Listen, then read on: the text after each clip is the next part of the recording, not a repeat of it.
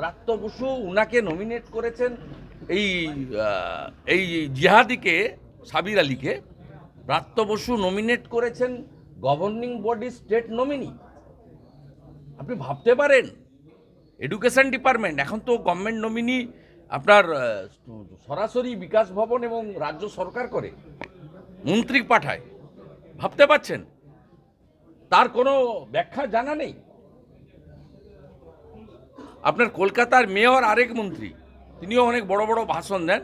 তিনি আজকে ওই ছেলেটার সম্পর্কে বলেছে এই দুষ্টু ছেলে না কি একটা ছেলে, হ্যাঁ পাকা ছেলে জিবির member nominated by the Education Department, Government of West Bengal, sending by the Bratya Basu, যিনি একজন প্রফেসর। লজ্জার আগে এই ধরনের লোক প্রফেসর, তার যে মেরুদণ্ডটা খুলে মমতা ব্যানার্জির কালীঘাটের আলমারিতে ঢুকিয়ে রেখে দিয়েছেন, এটাতে প্রমাণিত। আর মমতা ব্যানার্জি নিজে দায়িত্ব এড়িয়ে যেতে পারেন না, কারণ তার সরকার এই সাবির আলীকে গভর্নমেন্ট নমিনি করেছে। আজকে আবার মদন মিত্র সাবিরকে সার্টিফিকেট দিয়ে বলছেন সাবির ভালো ছেলে, তারপরে আবার আমি এই ধরনের হুমকি শুনে বলছেন ওদের যদি সাবিরকে নিয়ে সমস্যা থাকে আমরা পরের বার আবিরকে দিয়ে ব্যবস্থা করে নেব। না, আমি ব্যবস্থা তো ওরা করছেনই, ব্যবস্থা তো করছেন। ওই জন্য মগরাহাটে মহিলার এই অবস্থা হচ্ছে। ব্যবস্থা শুধু মহিলাদের বা বিরোধী দলের নেতাকর্মীদের নয়, নিজের দলের লোকেদের মধ্যেও তো ব্যবস্থা হচ্ছে। দুলাল সরকার থেকে সত্যেন চৌধুরী, তাদের বিরুদ্ধেও তো নিজেরাই নিজেদের ব্যবস্থা নিয়ে নিচ্ছেন, এবং সম্প্রতি নৈহাটিতেও। তো স্বাভাবিকভাবে ব্যবস্থা তো ওনারা নিতে পারছেন। তার কারণ অনুপ্রেরণায় অনুপ্রাণিত হয়ে রাজ্যের মুখ্যমন্ত্রী অনুপ্রাণিত করছেন, তাই এই ধরনের কথাবার্তা বলছেন। আর এই ধরনের নেতাদের কথার উত্তর দেওয়ার দরকার নেই। এই লোকটি গতকালই বলেছিল যে আমাদের পার্টিতে মানি ট্রানজাকশানের ভিত্তিতে সব হচ্ছে।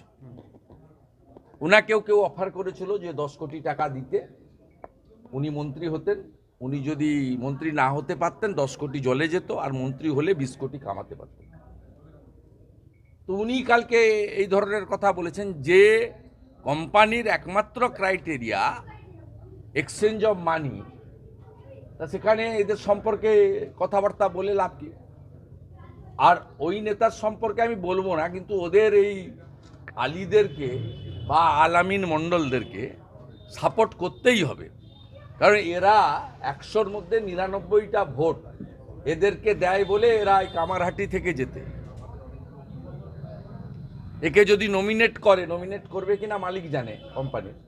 তা যদি নমিনেট করে, কামারহাটির হিন্দুরা তো ভোট দেবে না, হিন্দু ভোট ভাগ হয়ে যাবে। 60% পাবে বিজেপি, আর 40% মানসবাবুরা আছে ভোট কাটার জন্য নেবেন, মানস মুখার্জিরা।